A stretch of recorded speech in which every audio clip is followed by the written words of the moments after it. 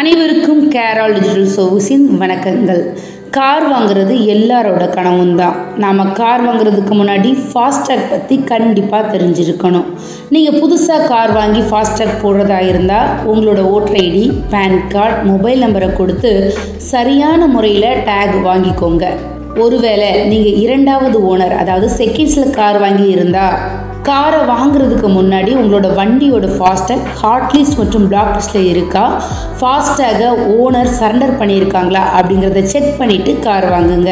இதில் ஏதாவது சந்தேகம் இருந்தால் அழைக்கலாம் 9366703437 மற்றும் 9442213031 என்ற எண்ணிலும்.